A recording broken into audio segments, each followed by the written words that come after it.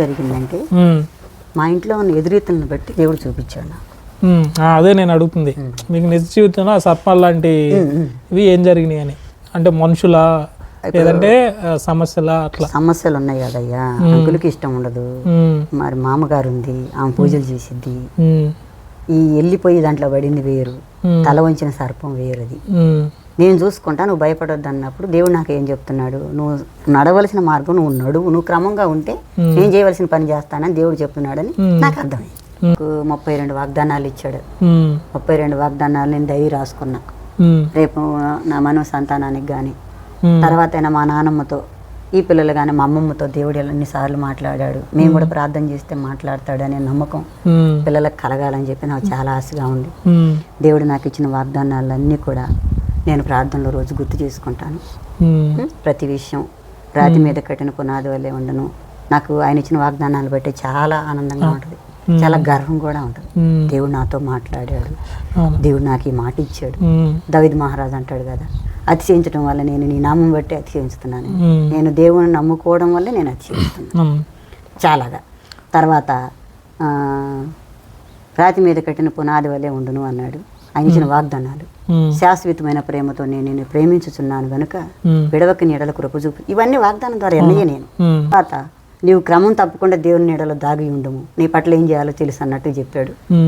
ఇంకా ఇంకా ఎన్నో వాక్యాలు, నీకు ఇష్టమైతే నన్ను శుద్ధినిగా చేయి ప్రభు అంటే, నాకు ఇష్టమే, నువ్వు శుద్ధుడు కమ్ము అని చెప్పాడు. ఈ మర్చిపోయే వాగ్దానాలు కాదు కదా. మరి నీ పట్ల నేను మాట్లాడతాను, సోమరతనాన్ని విడిచిపెట్టమంటే నేను సోమరతనంగా ఉండకూడదు కదా. మరి మనం కూడా ప్రార్థన చేస్తేనే కదా దేవుడు మన పట్ల కార్యాలు జరిగించేదని నా నమ్మకం. ఎవరన్నా ప్రార్థన చేసినప్పుడు నేను అట్లా ఉన్నా ఇట్లా అంటే, కాదమ్మా, మనం ముందు మనం మంచిగా ఉంటే దేవుడు మనకేం చేయాలో న్యాయం చేస్తాడని వాళ్ళకి చెప్పడం నాకు ఇష్టం ఉంటుంది.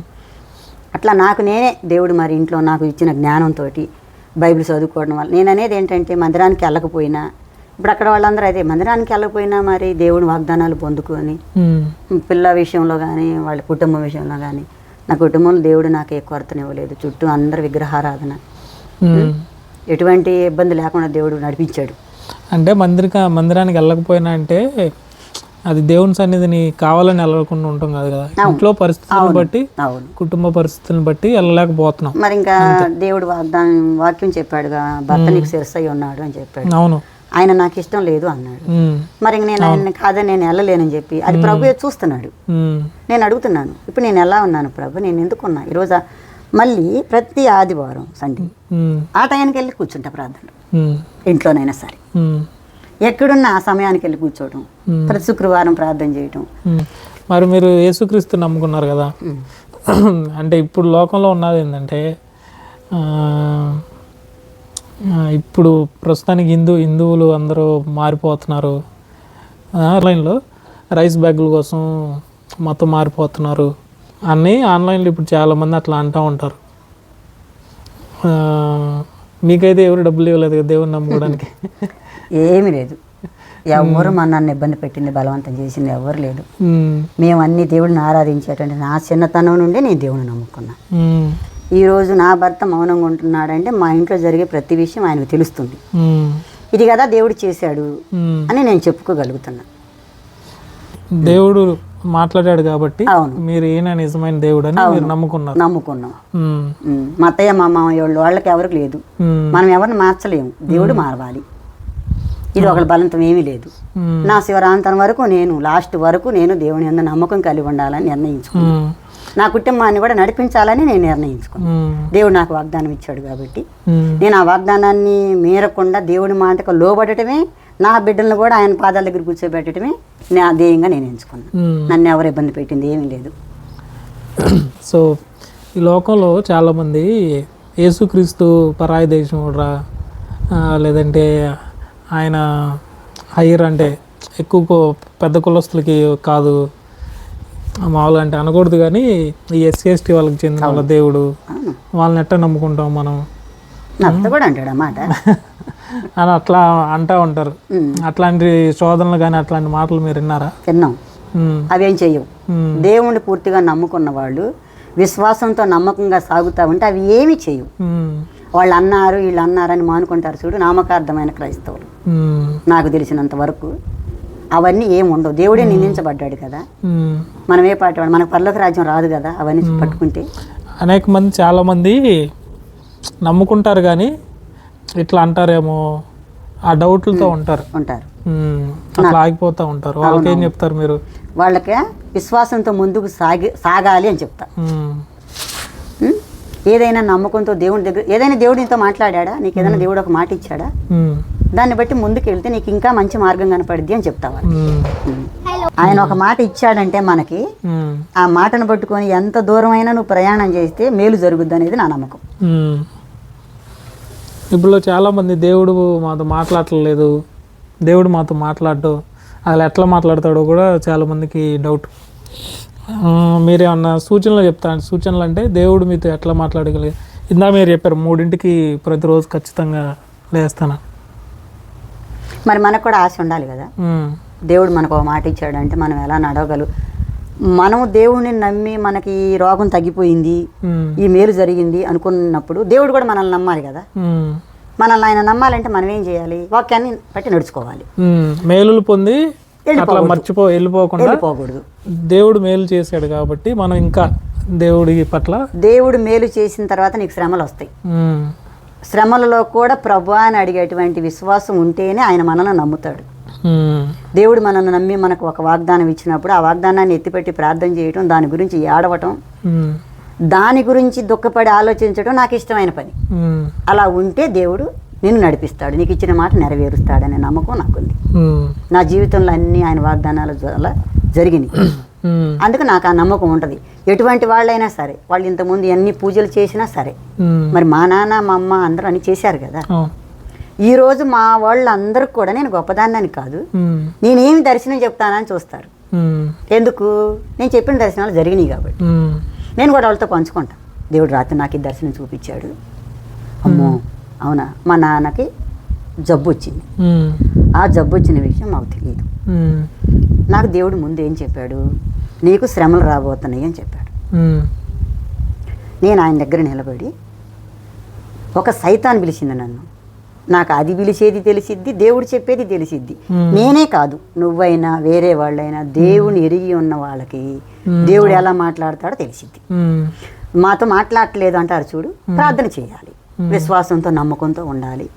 అయ్యా నీ వాగ్దానం నేను వినాలి అనేటువంటి ఆశ కలిగి ఉంటే మాత్రం తప్పకుండా మాట్లాడతాడు, నా నమ్మకం. దేవుడు నాతో మాట్లాడనే వాళ్ళకి నేను ఈ మాట చెప్పగలను. నేను ఎలా నడిపించాలో ఆయనకు తెలుసు. నువ్వు మాత్రం నమ్మకంగా ఉండాలి. నువ్వు అత్తమామల మీద గొడవపడి, ఇంట్లో భర్త మీద గొడవపడి, మా స్త్రీ చేసే పని చాలా ఉంటుంది. స్త్రీ తన కుటుంబాన్ని కట్టుకోగలదు, పెరికి వేసుకోగలదు, భర్తతో గొడవ పడగలదు, పిల్లలు తప్పుడు దారి నడవటానికి తల్లి కారకురాలైద్ది, మంచి దారిలో నడిపించుకోవటానికి కూడా కారకురాలి, నాకు తెలిసినంత వరకు. అందుకేగా దేవుడు మరి జ్ఞానరాలు తన ఇల్లు కట్టుకున్న 3 రాళ్ళు పెరికివేనని. పురుషుడికి ఏం చెప్పాడు? జ్ఞానవంతురాలనే స్త్రీ దొరకట అరుదు, ముత్యము కంటే అమూల్యమైనది అన్నాడు. ఒక కుటుంబంలో, అది చిన్న కుటుంబమే కావచ్చు, కూలి పని చేసుకోవచ్చు, బిడ్డలను జాగ్రత్తగా పెంచుకోవటం, తల్లిదండ్రి ఇంట్లో భార్య భర్త సౌఖ్యంగా ఉండటం, అది ఒక విధమైన పరలోకం. అది ఇక్కడే చూస్తాం ఆ పరలోకం. మనం ఆ పరలోకం నా కుటుంబంలో నేను చూశాను. నా భర్తకు దేవుడు ఇష్టం లేకపోయినా, నేను సమాధానంగా ఉండడం వల్ల, నా భర్తకు నా మీద ఉన్న ప్రేమ వల్ల, మరి వేరే విగ్రహాలు పూజించకపోయినా, ఏం చెయ్యకపోయినా, నా కుటుంబంలో నేను అది అనుభవించాను. ఇది కేవలం దేవుని యొక్క ఉద్దేశం. ఇప్పుడు కొంతమంది ఏమంటారంటే, వాళ్ళ భర్త హిందూ అయినప్పుడు, అంత విశ్వాసం లేకున్నప్పుడు, ఏదో కొంతకాలం వాళ్ళు సొంతంగా చేసుకోగలరు కానీ ఇంకా మెల్లగా వాళ్ళు కూడా ఇదైపోతూ ఉంటారు. ఎందుకంటే వాళ్ళు భయపడతారు, బయట వాటికి భయపడతారు, వాళ్ళు అంటున్నారు వీళ్ళు అంటున్నారు. దుష్టుడు కూడా ఏం చేస్తాడంటే, అక్కడే ఉంది భక్తిలో ఇటు వెళ్తే బాగా ఎంజాయ్ చేయొచ్చు, బాగా తిరగవచ్చు అని అన్నట్టు ఉంటారు. మరి అదే కదా జ్ఞానవంతురాలు ఇల్లు కట్టుకోవడం అంటే. భర్త బాధ పెడతాడు, మా నా దగ్గరికి వచ్చే సహోదరి భర్తలు త్రాగుతున్నారు, మరి వాళ్ళు తాగినా ఏం చేసినా దొంగతనంగా వెళ్తున్నారు మందిరానికి, దొంగతనం మందిరంలో పనులు చేసి వస్తున్నారు. అక్క నా గురించి ప్రార్థన చేయక్క, ఇది ఈరోజు ఇటు జరిగింది అక్క, ఇది ఇటు జరిగింది అక్క అంటున్నారు. సరేనమ్మా అని ప్రార్థన చేస్తున్నాం. దేవుడు నాతో చెప్పిన మాట, నీకు శ్రమలు రాబోతున్నాయి అన్నప్పుడు తగిన మట్టుకు పెట్టు ప్రభు, తట్టుకోలేనేమో అన్న. నాకు తెలియదు, చిన్న వయసే. అప్పుడు ఆయన పక్కును నవ్వి నేనున్నాగా అని మాట ఇచ్చాడు. నేనున్నాగానే నాకు మాట ఇచ్చాడు. మా నాన్న చనిపోయాడు, మా నాన్న చనిపోయాడని నేను తప్పుకోకూడదు కదా. అప్పుడు నేనేమడిగానంటే, నేనున్నాగా అన్నావని నాకు వచ్చిన ప్రతి సమస్య ఆయన దగ్గర తీసుకెళ్తున్నా. మరి అలా ఉంటేనే కదా దేవుడు మనల్ని నమ్మేది. ప్రభువా నేను ఉన్నానని చెప్పావు నాతో, మరి నాకు ఇది మీ సమస్య వచ్చింది, ఈ సమస్య 5 రొట్టెలు 2 చేపలు సాలవని నీ చేతిలో పెట్టినప్పుడు నువ్వు కృతజ్ఞతాస్తుతులు చెల్లించితే అందరికి పంచిపెట్టంగా గంపలకి ఎత్తావు కదా, ఇదిగో నా సమస్య నీ చేతిలో పెడితే ఇది తగ్గిపోయిద్ది అని చెప్పి తెచ్చా ప్రభు అని నమ్మకంతో మనం కూడా ఆ వాక్యాన్ని బట్టి మనం ప్రార్థన చేస్తే ఎటువంటి వారైనా ఇశ్రాయేలీలు అవుతారు. వాళ్ళు ఇశ్రాయేలీలు అయ్యారంటే నా దగ్గరికి రమణమ్మ వచ్చింది. ఆమెకు తెలియని వయసులో ఏదో విధమైనటువంటి చేసింది. ఆమెతో దేవుడు మాట్లాడి అన్ని తీసేసాడు. తీసేస్తే ఆమె ఏం చెప్తుంది, శ్రీరామ అని పచ్చి పొడిపించుకుంది చేతి మీద. ఎప్పటికీ ఉంది, అది పోదు కదా. అప్పట్లో ఆమెకున్న భక్తిని బట్టి నా భర్త లాంటి వాళ్ళు అంటారు, ఓ ఏం ఒకప్పుడు అట్లా చేసింది ఇవాళ మతం మారింది, జరుగుద్ది, అది మా అన్యాచారాల్లో జరుగుద్ది. ఆమె ఏమంటుంది, నేను ఇంకా చేయలే, నా చిన్న వయసులోనే దేవుడు నన్ను పిలుచుకున్నాడు, నాకు కష్టం తెలియకుండా ఏదో చూపించాడు, నేను వెళ్తున్నా, నాది గొప్పతనం కాదు, దేవుడు గొప్పతనం నన్ను ఇలా ఉంచినందుకు. ఆమె ఎలా వచ్చింది, ఆమె అన్ని చూసి వచ్చింది, అన్ని విషయాల్లో చూసి వచ్చింది. చూసి వచ్చిన తర్వాత ఏమొచ్చిందా, నీకు శ్రీరామాన్ని పొడిపించుకున్నావు, బైబిల్ తీసుకొని వెళ్తున్నావు అంటే చెప్తున్నా ఆమె, నేను అన్ని చూసా, నేను అన్ని చదివా, నిజమైన దేవుడు ఎవరని తెలుసుకున్నా, రండి మీకు చెప్తాను నేను అంటుంది. అసలు ముందు అంటే అనేక మంది ఏంటంటే వాళ్ళు ఏదో అంటే సపోజ్ వాళ్ళు హిందువులుగా పుట్టినందుకు అట్లా ఫాలో అయిపోతూ ఉంటారు. కానీ ఎవరైతే నిజంగా హిందువులైనా ముస్లింలైనా క్రిస్టియన్స్లో అయినా, క్రిస్టియన్స్ అంటే ఎవరంటే తాతలు తండ్రుల నుండి దేవుడు తెలుసు, అంత భక్తులు ఉండకపోవచ్చు. అవును. సో ఎవరైనా సరే నిజమైన దేవుడు ఎవరు అన్న క్వశ్చన్ ఏమంటారు ఆశ మనసులో ఉండి ఎవరైతే దేవుడు నాతో మాట్లాడు, నువ్వు నిజమైన దేవుడు అయితే ఎవరైనా కానీ బోర్డు సాక్ష్యాలు అని ఎవరైతే అడుగుతారో దేవుడు నిజంగా మాట్లాడతాడు. అనేక సాక్ష్యాలు కూడా విన్నాం. మరి వాళ్ళకి జరగకపోతే వాళ్ళని ఎవరో మార్చింది కాదు కదా. ఇప్పుడు మీరు వచ్చారు, మీరు ఏం చూశారు దేవుని దగ్గర అంటే, ఇదిగో నేను ఇది చూశానని చెప్తున్నాను, నేను ఎక్కడ పుట్టానో తెలియదు నీకు, నేను ఈరోజు ధైర్యంగా చెప్తున్నాను, దేవుడు నాతో మాట్లాడాడు. ఏంది నీతో మాట్లాడిన దేవుడు మాతో మాట్లాడు, మనం ప్రార్థన చేయి మాట్లాడు, నీకు నమ్మకం ఉంటే మాట్లాడతాడు. అదే కదా నిజమైన ఇశ్రాయేలీలు అన్నారు, అది నా నమ్మకం. అది ఇప్పుడు ఆమె అందరికి చెప్పగలుగుతుంది. మరి అలా వాళ్ళు సేవలో నడుస్తున్నారు, ఎవరి గురించి అయినా దర్శనం తనకు కూడా కొద్ది చదివి, మరి ఆమె గట్టిగా నిలబడింది, అంత పూజ చేసి వచ్చిన పచ్చబడిపించుకున్నాము. మరి ఎందుకు నమ్మకం, మేము నమ్మకం ఎవరని చెప్పలే ఆమెకి. ఈ రోజు ఆమెను ఎవరు మార్చలేరు. ఇప్పుడు మీరు ఇందాక అన్నారు కదా 3 గంటలు లేచి ప్రార్థన చేయడం అని, అన్ని అంటే ఈ 40 సంవత్సరాల నుండి అట్లానే చేస్తున్నా. అవును. ఎందుకు చేస్తానా, దేవుడు నాకు ఎప్పుడు చెప్పాడు, ఆయన అన్న చెప్పాడు కదా. ఈ వాక్యం తీసుకొని ఒక రోజు అన్న దగ్గరికి వెళ్ళాను, మందిరానికి వెళ్ళిన తర్వాత అన్న ఇదిగో దేవుడు నాకు మరి వాక్యం ఇచ్చాడు అన్న చూపించాడు. అన్న ఈ మాట చెప్పాడు, నువ్వు ఉదయాన్నే దేవుడు విలాప వాక్యాలు చూపించాడు నాకు, బిడ్డల కొరకు ప్రార్థన చేయమని ఉండగా కార్చి హృదయం అంతా అన్నాడు. అప్పుడు మరి నా బిడ్డల వివాహాలు వచ్చేటప్పటికి నేను అన్యుల్లో నుండి బయటికి రావాలన్నా, నా బిడ్డలకు దేవుడు ఇచ్చిన వివాహం జరగాలన్నా నేను ఏడవాలి. నా అవసరాన్ని బట్టి నేను ఏడ్చానేమో, అవునా, నా అవసరాన్ని బట్టి దేవుడి దగ్గర 3 గంటలకు కూర్చున్నా. దేవుడు నాకు ముందు మాట ఇచ్చాడు కాబట్టి ఆ మాట కోసం కూర్చున్నాను. నేను పెద్ద గొప్పదాన్ని కాదు, ఆయన ఎందుకు నన్ను ఇలా పిలుచుకున్నాడో, ఎందుకు చెప్పాడో అని నేను ఆయన దగ్గర కూర్చొని కాబట్టి నాకు అలవాటు అయిపోయింది. నన్ను ఎందుకు నమ్మావు ప్రభువా, నాకెందుకు ఆ ఆత్మను చూపించావు, వాడి గురించి ప్రార్థన చేయమంటున్నావు, నా భర్తకి ఇష్టం లేకపోయినా కూడా మరి నాకు ఎన్ని చూపిస్తున్నావు, ఇలా వాగ్దానాలు ఇస్తున్నావు. మరి నా బిడ్డల పట్ల మాకు చదువు రాదు, మా పిల్లలు మంచి చదువు చదువుకున్నారు, మాకు తెలుసా అది, మాకు తెలీదు. అందరూ చదివిస్తున్నారు. ఇప్పుడు అందరూ అనుకుంటారు మేము చదివి లేదా మేము దేవుడి దగ్గర తిప్పాము, ఆయన సంకాడికి పోయి అనుకోవచ్చు. కానీ నాకేం జరిగింది, చెప్పి చేయటం అనేది, దేవుడు వాగ్దానం ఇవ్వటం అనేది ఒకటి, అది నెరవేర్చబడటం ఇంకొకటి. ఈ రెంటిలో ఎంతో కష్టం ఉంది, ఎంతో కన్నీరు ఉంది, మధ్యలో ఎంతో వేదన ఉంది, ఎన్నో ఉపవాసాలు ఉన్నాయి. నా కుమారుడి గురించి నేను ప్రార్థన చేసినప్పుడు నీ నోరు తెరువుము నేను నింపేదను అన్నాడు. ఎలా అసలు ఆయన్ని విడిచిపెట్టి వెళ్ళాలి, ఎందుకు మాట్లాడ్డా నీతో దేవుడు? నాతో 10 సార్లు మాట్లాడినప్పుడు నువ్వు నీకు విశ్వాసం ఉంటే నీతో 2 సార్లు మాట్లాడతా. ఆయన అందరితో మాట్లాడే దేవుడు వాగ్దానం ఇచ్చి అది నెరవేరాలంటే చాలా కష్టం ఉంది. వాగ్దానం ఇవ్వడం నెరవేర్చడం ఆయనది, మన సైడ్ నుండి కూడా అంతలా విశ్వాసం ఉంటేనే జరుగుతుంది, లేకపోతే జరగదు. నేను అప్పుడు మా మాట అడిగి, సరే నేను వరుసన 4 రోజులు ఉపవాసం ఉండలేను, కానీ అప్పటికి శుక్రవారాలు ఉంటున్నాయి కదా, బుధవారం కూడా వాడి నిమిత్తం నేను ఉపవాసం ఉంటా ప్రభు. మనకున్న విశ్వాసాన్ని బట్టి చెబుతున్నా నేను. ఇప్పుడు వాడిని అడిగాము మనం, అయ్యా మరి నీకు మంచిగా జీవితం మంచిగా ఉండాలంటే మరి నువ్వు ఉపవాసం ఉండి ప్రార్థన చేసుకోమంటే నాకేం పని లేదనుకున్నావా? యవనస్తులకి అయ్యా కదా, నేను వంట చేసుకోవాలా, జాబ్ చేసుకోవాలా, నాకెట్ట కుదురుద్ది ఉపవాసాలు అంటానికి అన్న. ప్రభు వాడికి కుదరదంట, నేను ఉంటా. వాడి జీవితం మంచిగా ఉండాలి, వాడు నీ దారిలో నడవాలి. ఎందుకంటే వాడు నువ్వు వాగ్దానంతో పుట్టాడు వాడు. మరి వాడు ఇప్పుడు లోకమాలిన్యం చూసుకుంటూ వెళ్ళిపోతే మరి నేను నా ప్రార్థన ఏది అని నేనుంటా ప్రభు బుధవారం ఉపవాసం. వాడి నిమిత్తం నేనుంటానని ఆ రోజు నుంచి ఇప్పటి వరకు 2 సంవత్సరాల నుంచి నిర్ణయించుకున్నాను. ఇప్పుడు వారం నేను గొప్పదాన్ని అని కాదు, ఆయన ఇచ్చిన మాట నెరవేర్చడానికి మనలో కూడా స్వార్థం ఉంటుంది కదా. దేవుడు మనకు కార్యం చేస్తాడు, ఇది చేస్తే ఇలా జరుగుతుందని అనుకుంటాం కదా. అందుకని ఇప్పుడు దానిని బట్టి కూడా ప్రార్థన జరుగుతుంది. వచ్చే సంవత్సరానికి ఒక దెయ్యం బయటికి పోవటం దేవుడు నాకు చూపించాడు. నన్నే వాళ్ళ మారుస్తారు, నేను చూపించమని అడిగాను దేవుడిని. ఇంట్లో నుంచి ప్రతి సంవత్సరం ఎక్కడుండి ప్రార్థన చేస్తుంటే దేవుడు పునాదులు కదిలిస్తున్నాడు. అక్కడ వాళ్ళు చేసినటువంటి పాప పునాదు, ఒక భూకంపం మా ఇంటికి ఒక్కదానికి వచ్చిందా, మిగతా కూడా రావాలి. నేను ఇక్కడుండి చూస్తున్నా, కదిలించబడుతుంది, కట్లు కట్టబడి ఇప్పబడుతున్నాయి. అవి ఎవరు చూపిస్తారయ్యా? అది దేవునికే సాధ్యం. అదంతా ప్రార్థన. ప్రార్థన ఉంటే మాత్రం మనం ఏదైనా జయించగలం. విశ్వాసం ఉండాలి, ప్రార్థన ఉండాలి, క్రమం ఉండాలి. మనం అది వద్దు అన్నాడు, విగ్రహానికి అర్పించింది వద్దు అన్నాడు. నేను ఇంట్లో తింటే ఎవరు చూడరు, చిన్నపిల్లని అయినప్పటికి కూడా దాంట్లో తీసిన గేరట దీంట్లో పెట్టేదని కాదు, వద్దు అది దేవుడికి పెట్టిన గంట, నేను ఈ అన్నం తినాలని చెప్పేసి. మనం చేసే పని దేవుడు చూస్తాడు కదా. మరి మనం కూడా దేవుడు నమ్మినట్టు మనం ఉంటేనే కదా దేవుడు మన పట్ల కార్యం చేసేది. నా నమ్మకం అయితే అది. నన్ను ఎవరు మార్చింది కాదు, నాకెవరు చెప్పింది కాదు. కొన్నిటిలో నా భర్తకు నాకు పోరాటాలు జరిగినాయి, ఆయన బయట తెలియకుండా. ఆయన కూడా చాలా మంచివాడు కాబట్టి ఇవన్నీ జరిగినాయి, లేకపోతే నేను నడవలేను. సరే అమ్మ నీ భర్త మంచివాడు అయితే నువ్వు నడవగలిగావు, మేము నడవలేమంటే వాళ్ళకు ఒక దారి చూపిస్తాడు దేవుడు. అందరికి ఒకే దారి ఉండదు, వాళ్ళ దారి కూడా వేరుగా ఉంటుంది. ఆయన ఏదో చేసి రావటమో, లేకపోతే నువ్వు చేతి ఒప్పుకొని అంటమో, చేతంటే చూసి కొట్టిన వాళ్ళు కూడా ఉన్నారు. ఆయన బయటికి పోయినా చేసుకోవచ్చు, పడుకున్నాక నీ ఆత్మ దేవుని స్తుతించవచ్చు. నీ ఆత్మలో స్తుతించేది ఆయన చూస్తాడా? నేను అనుకునేదాన్ని నైట్ పూట ఎప్పుడైనా పగల గొడవ అయినా కూడా నైట్ స్తుతించేటప్పుడు నేను అంతే అనుకునేదాన్ని.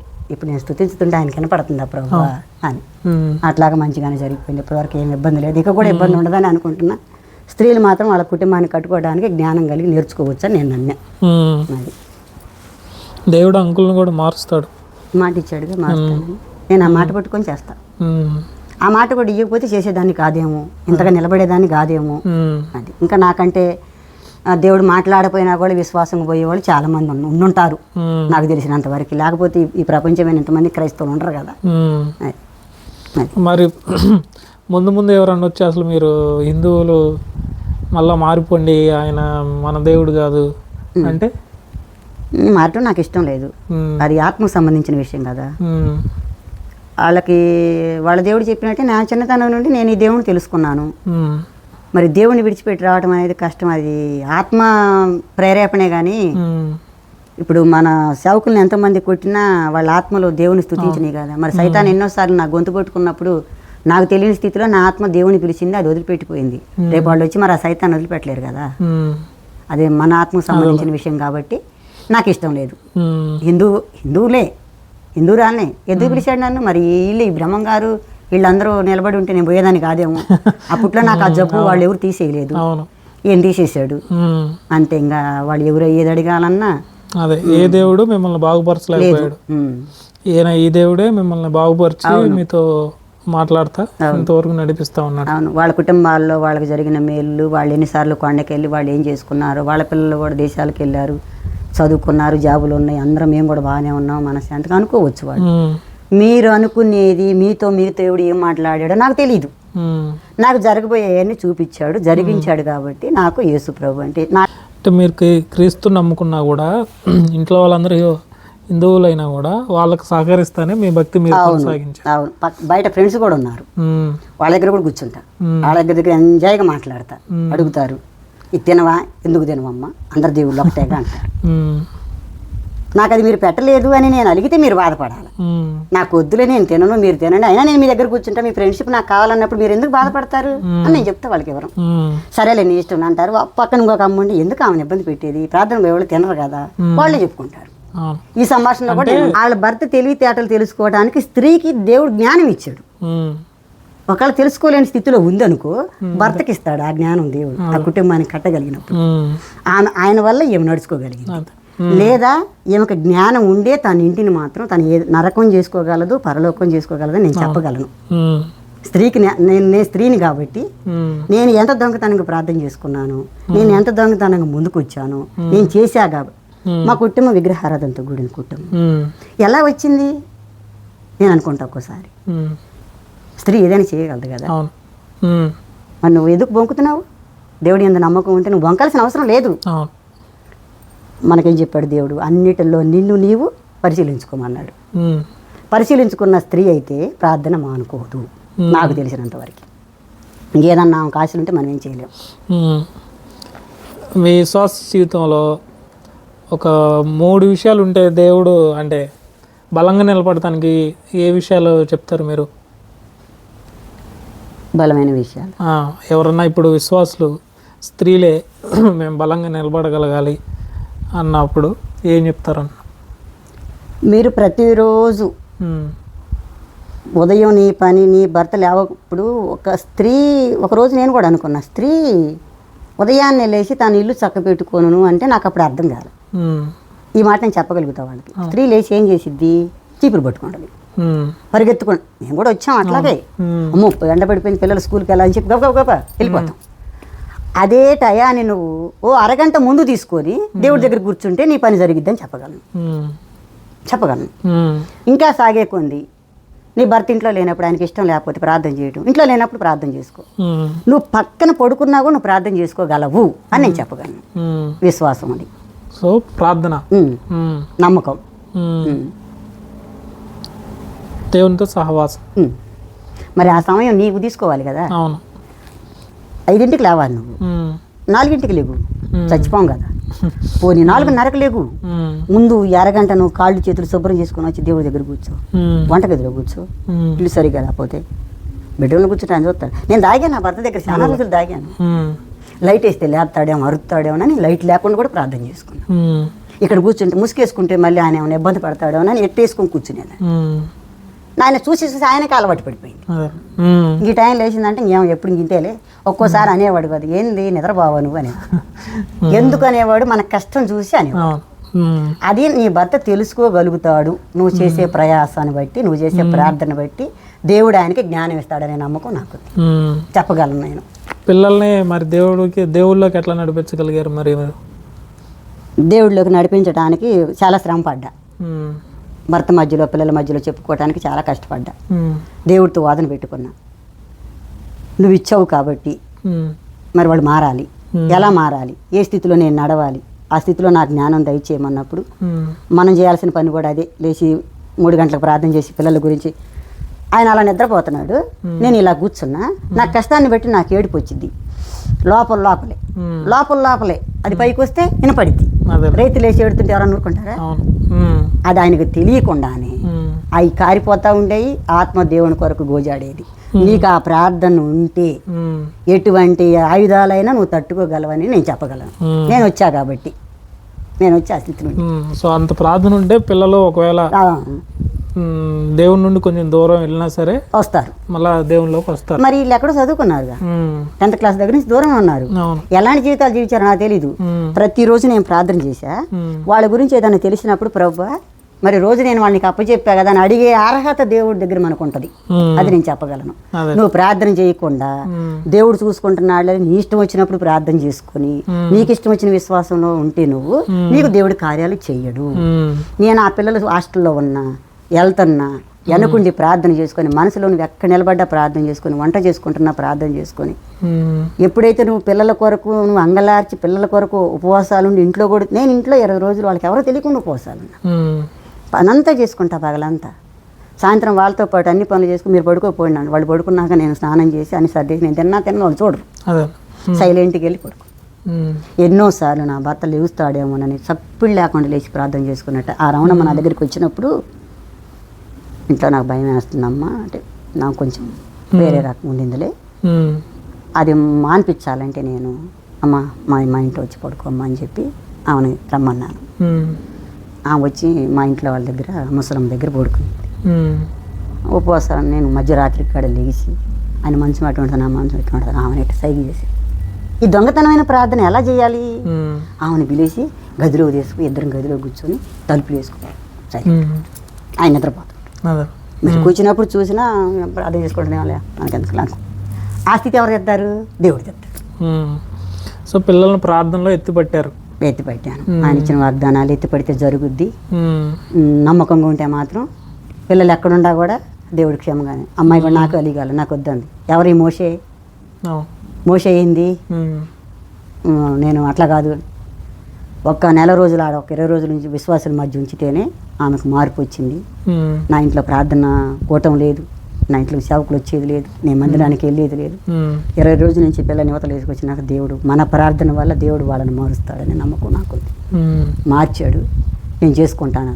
వాళ్ళ నాన్న అన్నాడు, మీ అమ్మ ప్రార్థన అంటుంది, వాళ్ళకి ఎత్తానంటుంది, నీ ఇష్టం, రేపు నీ కష్టం సుఖం నాకు తెలియదు అన్నాడు. సరే నాన్న అన్నది. ఎందుకు వచ్చింది ఆ మాట? మనకు న్యాయం చేశాడు దేవుడు. వచ్చి నీ బిడ్డలను కూడా దేవుడు రక్షించగలడు, నువ్వు ప్రార్థన చేస్తే రక్షించగలడని చెప్పగలుగుతాను నేను ఎవరికైనా. చాలా వందనాలు అంటే మీ జీవితంలో జరిగిన చాలా అద్భుత కార్యాలు, దేవుడు మీతో ఏ విధంగా మాట్లాడాడు, అట్లానే మరి దేవుడు మాట్లాడడానికి కొన్ని సూచనలు, ఇల్లు కట్టుకోవడానికి ఒక స్త్రీకి చాలా సూచనలు ఇచ్చారు. చాలా వందనాలు.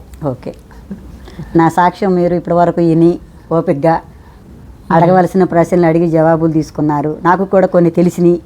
ఎవరన్నా అడిగితే నేను కూడా ఏం మాట్లాడగలను, ఏం చెప్పగలను, నేను ఎలా చెప్పాలనేది మీరు అడగడం వల్ల కూడా నేను తెలుసుకున్నాను.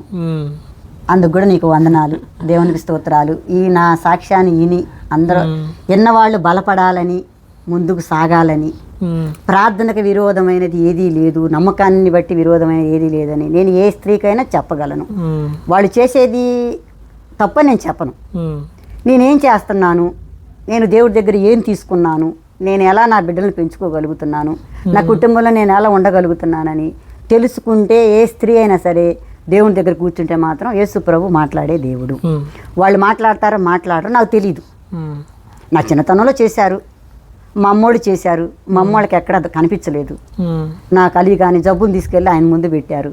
నేను ఈరోజు బ్రతికానంటే దేవుని కృపలో నేను బ్రతికాను కాబట్టి నా తల్లిదండ్రులు, మా అన్నయ్యలు, వదినలు అందరూ దేవుని దృష్టిలో ఉండి ఇప్పుడు నా వైపు ఏం చూస్తున్నావు నువ్వు, నీకేం కనపడుతుంది, నాకు ఇది కనపడింది, ఇది జరిగిద్దా వదిన అని అడిగే అంత స్థాయికి నన్ను దేవుడు తెచ్చాడు.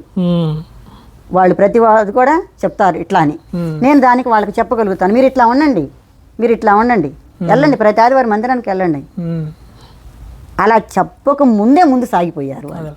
నేను చెప్పేది ఏంటంటే చివరి మాట, నా పుట్టుక దగ్గర నుంచి దేవుడు నేను ఎక్కడి నుండి వచ్చానో ఈ సాక్ష్యం మీరు విన్నారు. నేను పుట్టిన దగ్గర దేవుడు మార్చాడు. నేను అత్తగారింటి దగ్గరికి వచ్చినాక నా జీవితాలు మార్చాడు, నా బిడ్డలను మార్చాడు. ఇవన్నీ నేను ఎందుకు చెప్తున్నా, దేవుడు నాకు ఇచ్చిన వాగ్దానాలు నెరవేర్చాడు. ఎంతైనా నమ్మదగిన వాడు, వాగ్దానం ఇచ్చాడు నెరవేరుస్తాడనే మాటకి నేనే నిదర్శనం. నా పట్ల జరిగింది కాబట్టి నేను చెప్పగలను. మీరు ఏ దేవుళ్ళన్నా ఆరాధించుకోండి, మీకు మేలు చేస్తే చూడండి, ఏదన్నా ఇబ్బందుల్లో ఉంటే మాత్రం యేసుప్రభు దగ్గర కూర్చోండి, కరెక్ట్గా ఆయన మీకు సమాధానం చెప్తాడు. చెప్పి యేసుక్రీస్తు దగ్గరకు వస్తే అన్ని సుఖాలే ఉంటాయి అనుకుంటే లేదు, ఉంటాయి. కానీ శ్రమలో కూడా మనం ఒక వాక్యం తీసుకుంటే కీర్తన గ్రంథం 105లో యేసోబు గురించి ఉంటుంది. అక్కడ కీర్తన గ్రంథం 105లో హృదయమందు సంతోషించుతారు దేవుని ఎరిగినటువంటి వారు. నాకు కూడా కష్టం వచ్చినప్పుడు పగలంతా ఏడుస్తాను, సాయంత్రం ప్రార్థన చేసి పడుకోగానే దేవుడు నాకు తగిన సమాధానం చెప్పేసరికి నా హృదయం చాలా సంతోషించింది. దుఃఖంలో కూడా సంతోషాన్ని ఇచ్చేది యేసుప్రభు. ఇస్తాడు, చెప్తాడు, మాట్లాడే దేవుడు. సో యేసుక్రీస్తు వారు నిజంగా మాట్లాడే దేవుడు. ఆయన తక్కువ కులస్తుల దేవుడో, లేదంటే ఇస్రాయేల్ దేవుడో, లేదంటే అమెరికా దేవుడో కాదు. కానీ ఆయన ఎవరైతే దేవుణ్ణి ఆశగా చూసి నాతో మాట్లాడాలి దేవుడు, నిజమైన దేవుడు ఎవరైతే ఎదుగుతున్నారో వారితో మాట్లాడే దేవుడు. అవును, చెప్పగలను. చాలా వందనాలంటే. చాలా వందనాలు.